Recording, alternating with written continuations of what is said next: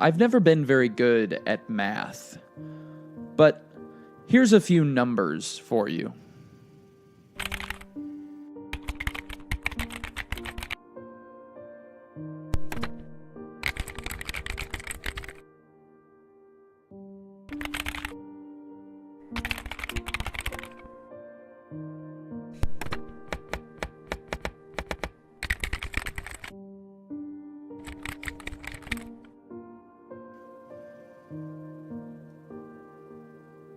Now, we can be sadistic about statistics, but it's hard to ignore a face with a name and a family and a future.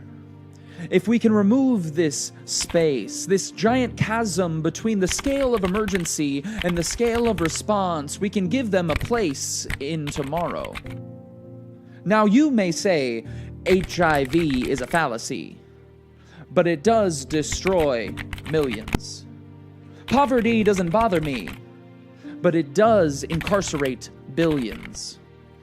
All thoughts of disease we avoid with ease, but for the least of these, they're present realities. And just because the names are forgettable doesn't mean their symptoms aren't preventable. This epidemic is untenable, so we can either ignore it or raise your voice.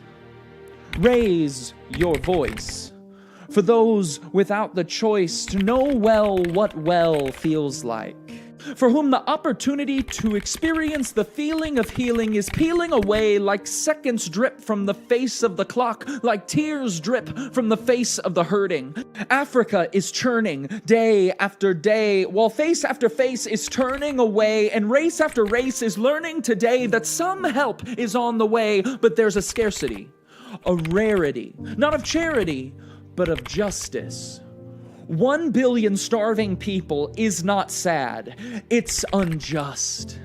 And if you must know where God is in all of this, He's already there. He cares for the crying. He's close to the hungry. He is with those in the dust. God's already with them. He's waiting for us. So raise your voice. Raise your hope. Reach out a lifeline because they need a rope. So widen your scope and raise your voice. Raise it for the abused, the sick, the dead, and the dying. Make the hurting no longer alone in their crying. I know it sounds big, but we have to keep trying and trying and trying and trying and praying and praying and praying. That's all I'm saying. Here's another number for you.